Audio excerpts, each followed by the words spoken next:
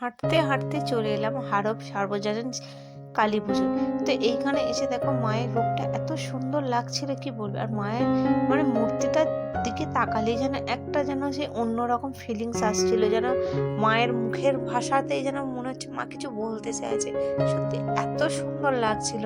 তো চলো, অবশেষে যে মায়ের রূপ দেখতে পেয়েছি এটাই আমার কাছে অনেক বড় পাওনা। তো প্রথমে তো ভাবছিলাম হয়তো আসবোই না, তো না, মায়ের টান, মা টানলো বলেই তাই মায়ের কাছে চলে এলাম। তো এখন ঘড়িতে প্রায় 9টা বেজেই গেছে। তো ওখান থেকে আস্তে আস্তে 9টা বেজে গেল।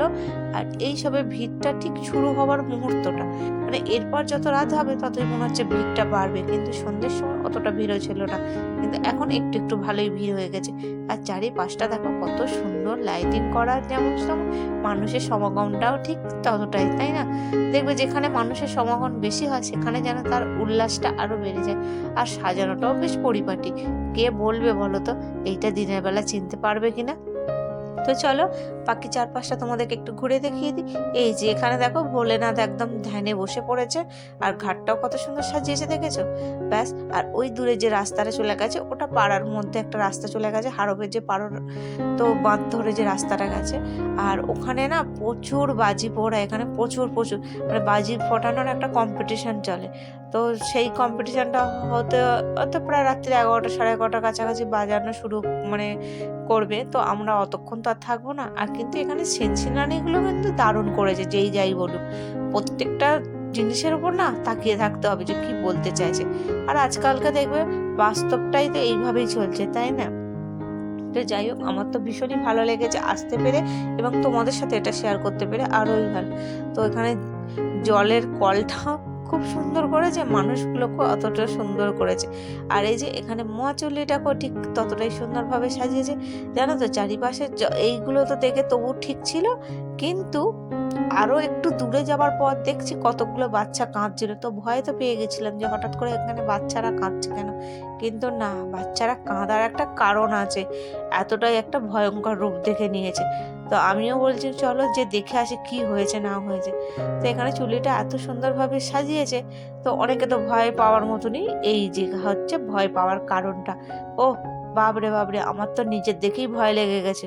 তো মানে আগের গত বছর যে এসেছিলাম, তো সেই বছরটা আবার এখানে একটা মিউজিক করেছিল, মানে একটা মানে আওয়াজ হচ্ছিল যে, আর কিন্তু এবারে সেই আওয়াজটা হচ্ছে না। কিন্তু দেখো একদম বাচ্চাকে তুলে নিয়ে চলে যাচ্ছে।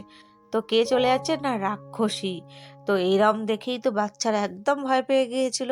তো অনেক বাচ্চা, ছোট ছোট যারা বাচ্চা, একদম তাদের মা বাবারা সবাই ভয় দেখাচ্ছে। আর ওই যে দেখো দূরে দেখতে পাচ্ছ লাঠিতে ওই যে বোম ফিট করে রেখেছে, টাইম হোক ঠিক ফেটে যাবে। কিন্তু না, আমরা তো একটু তাড়াতাড়ি চলে এসেছি, এখন তো ফাটাবে না।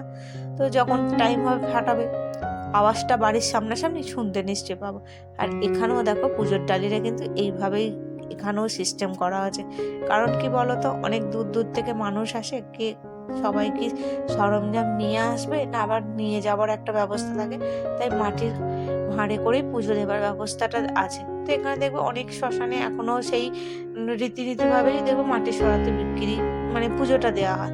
তো এখানে দেখো চিকেন পকোড়া গরম গরম ভাজছিল। তো সৌমেন বলে চলো একটু চিকেন পকোড়াই খাই। কি খাবো? তো ব্যাস গরম গরম দুজনের হাতে নিয়ে নিলাম চিকেন পকোড়া। আর ওই যে দাদু দাঁড়িয়ে আছে, সৌমেন দাঁড়িয়ে আছে। আর মা কিন্তু চিকেন পকোড়া খায়ও না, বাড়িতেও খায় না, তো এখানে খায় না। তো মায়ের ফেভারিট জিলিপি, মাকে জিলিপি কিনে দিয়েছে, মা দাঁড়িয়ে দাঁড়িয়ে জিলিপি খাচ্ছিল। আর আমি সেই সুযোগে চারপাশটা একটু চক্কর মেরে দিলাম। সৌমেনের তো আবার এইগুলো পছন্দ নয়, যে না তুমি কেন ঘুরে ঘুরে দেখছো, দেখা মানে কিনতে হবে, এইরকম একটা ওদের ধারণা। আর দেখেছো মা সেই বাচ্চাদের মতো হয়ে গেছে পুরো। মোটু পাতলুকে দেখে মা বলে চলো মোটুর সঙ্গে একটা সেলফি নিয়ে নি। ব্যাস ঘুরিয়ে ঘাড়িয়ে শাশুড়ি বৌমা মিলে একদম হই হই করতে করতে এবার বাড়ির দিকে ফেরার কথা। বেশ ঠান্ডাটা লাগছে, জানো তো, কুয়াশাটা নেই কিন্তু ঠান্ডাটা ভালোই লাগছে। আর হবে নাই বা কেন, হালকা হালকা ঠান্ডার অনুভূতিটাও বেশ ভালোই লাগছে। এই যে আবার সেই চেনা রাস্তা ধরে চলে এলাম, এই যে আমাদের শ্মশানটা পার হচ্ছে, এরপর বাড়ি ফিরে যাব। বেশ ভালোই কাটলো জানো তো। আবার সামনের বছর সকলে যেন ভালো থাকুক, সবাই মিলে এইভাবেই যেন আরো আনন্দ করে নিয়ে চলতে পারি সকলকে নিয়ে। তো চলো আজকের মতো তাহলে ভিডিওটা এখানে শেষ করছি। দেখা হচ্ছে নতুন একটা ভিডিওতে, ততক্ষণ তোমরা জানিও ভিডিওটা কেমন লাগলো আজকে।